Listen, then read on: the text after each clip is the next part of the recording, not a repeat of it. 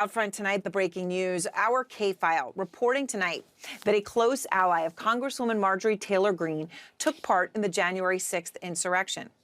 The conservative live streamer, Anthony Aguero, who calls Greene, quote, one of my close friends, and who has, in fact, worked closely with her on causes like immigration and the border, who she has spoken very highly of, who has attended Trump rallies with Greene, all of those links. Well, he said this. We were all there. It was not Antifa and it was not BLM. It was Trump supporters that did that yesterday. I'm the first to admit it. Being one myself.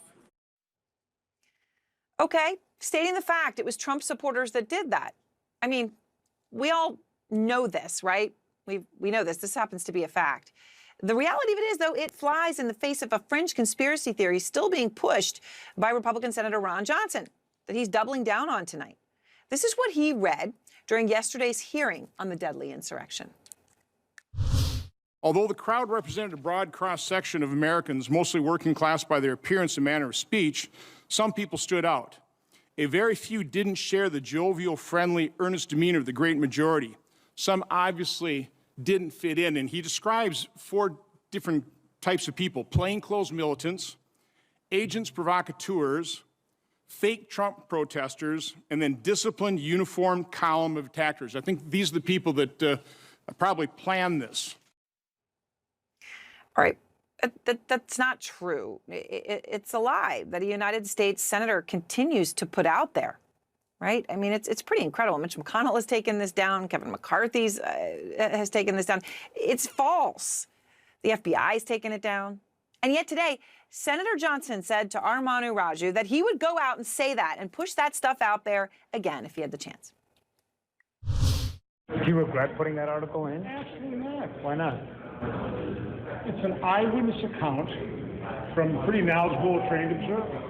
There's no conspiracy theory. Have you read it? I mean, are you trying to? Have you read it? I saw what you said. I watched your comment. Read the article and then ask some questions. I mean, you would do it again. Absolutely. We need the full perspective. We need the full perspective. We have the full perspective on who was there doing the attack. Is that full perspective now what Johnson is calling lying to the American people? Some of Johnson's fellow Republicans, though, seem to have no problem with what Johnson is saying about what happened on January 6th.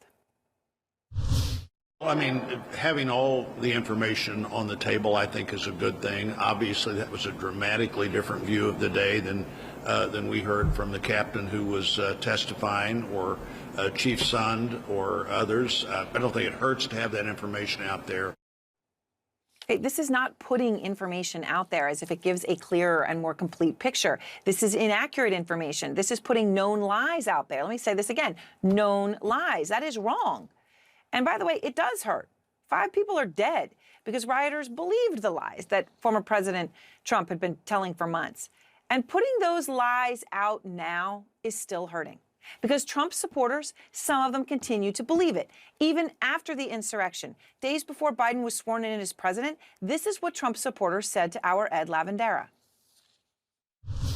I want my President Trump standing up there being inaugurated as an extended president of the United States. All I can say has been the Biden and that Kamala will never be my president.